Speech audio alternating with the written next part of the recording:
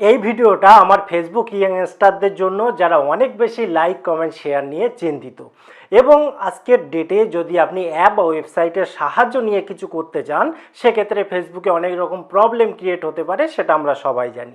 তো আজকের ভিডিওতে কোনো রকম অ্যাপ বা ওয়েবসাইট ছাড়াই আমার যে ইয়ংস্টাররা ফেসবুক নিয়ে খুব বেশি চিন্তিত, অনেক বেশি লাইক চান, অনেক বেশি কমেন্ট চান এবং আপনাদের পোস্ট যাতে অনেক বেশি শেয়ার হয় সেটা নিয়েই আজকের ভিডিও, এবং খুব ন্যাচারাল ওয়েতে শেখাবো যাতে করে কোনো অ্যাপ বা ওয়েবসাইট ছাড়াই খুব বেশি পরিমাণে লাইক আপনি পেতে পারেন এবং শেয়ার কমেন্ট তো আছেই। তো হাই ফ্রেন্ডস, আমি সৌমেন নতুনের ডাকে আপনাকে স্বাগত। এই ধরনের ইন্টারেস্টিং ইউজফুল ভিডিও দেখার জন্য অবশ্যই চ্যানেলটি সাবস্ক্রাইব করে বেল আইকন অল নোটিফিকেশনটি অন করে দেবেন। তো চলুন শুরু করি এবং দেখে নিই।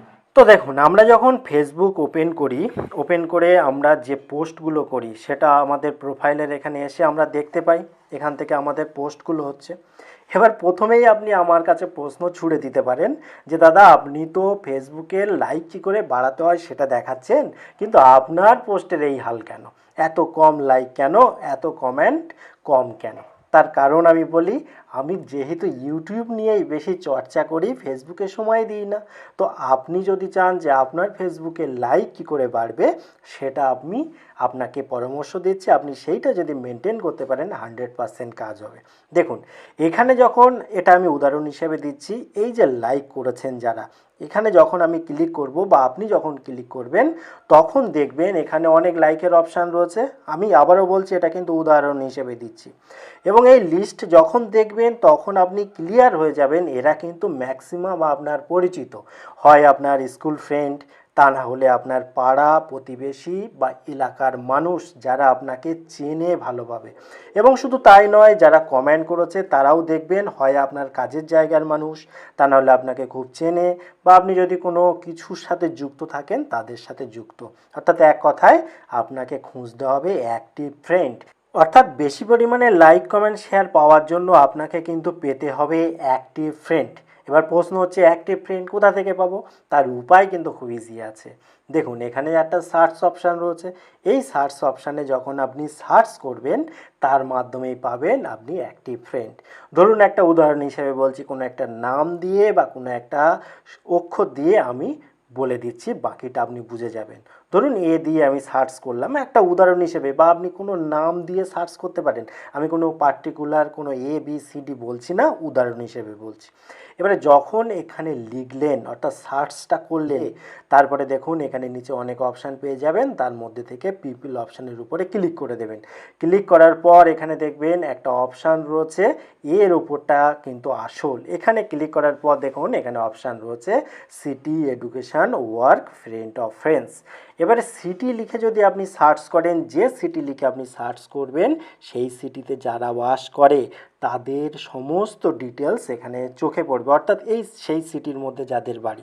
ধরুন উদাহরণ হিসেবে দেখাচ্ছি, সিটির ওপরে ক্লিক করলেন।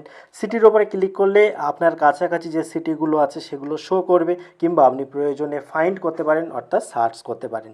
তো ধরুন আমার বাড়ি টাকি, ওয়েস্ট বেঙ্গল, ইন্ডিয়া। আমি এটাকে সিলেক্ট করলাম।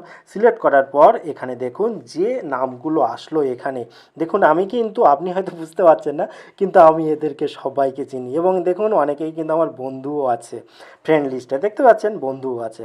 তো সেইভাবে আপনি কিন্তু এখান থেকে এসে, এক হচ্ছে সিটি অর্থাৎ যেখানে আপনি থাকেন বা যে জায়গায় কাজ করেন, বা এডুকেশান যে স্কুল, বিদ্যালয়, কলেজে পড়তেন, বা ওয়ার্ক আপনার কাজের জায়গা, সেইগুলো যদি আপনি এরকমভাবে সার্চ করেন তাহলে যে বন্ধু বান্ধবরা আসবেন, ধরুন এডুকেশান নিয়ে বলছি, এডুকেশান অর্থাৎ যে কলেজে আপনি পড়তেন এখানে সার্চ করে নেবেন। ধরুন Taki government Ramakrishna Mission high school, ধরুন আমি স্কুল দিয়ে দেখাচ্ছি।